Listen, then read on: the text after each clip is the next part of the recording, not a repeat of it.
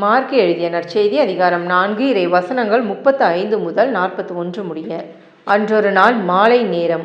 இயேசு சீடர்களை நோக்கி, அக்கரைக்கு செல்வோம் வாருங்கள் என்றார். அவர்கள் மக்கள் கூட்டத்தை அனுப்பிவிட்டு படகில் இருந்தவாறே அவரை கூட்டிச் சென்றார்கள். வேறு படகுகளும் அவருடன் சென்றன. அப்பொழுது ஒரு பெரும் புயல் அடித்தது. அலைகள் படகின் மேல் தொடர்ந்து மோத அது தண்ணீரால் நிரம்பிக் கொண்டிருந்தது. அவரோ படகின் பிற்பகுதியில் தலையணை வைத்து தூங்கிக் கொண்டிருந்தார். அவர்கள், போதகரே, சாகப் போகிறோமே, உமக்கு கவலை இல்லையா என்று சொல்லி அவரை எழுப்பினார்கள். அவர் விழித்தெழுந்து காற்றை கடிந்து கொண்டார். கடலை நோக்கி, இறையாதே, அமைதியாயிரு என்றார். காற்று அடங்கியது. மிகுந்த அமைதி உண்டாயிற்று. பின் அவர் அவர்களை நோக்கி, ஏன் அஞ்சுகிறீர்கள்? உங்களுக்கு இன்னும் நம்பிக்கை இல்லையா என்று கேட்டார்.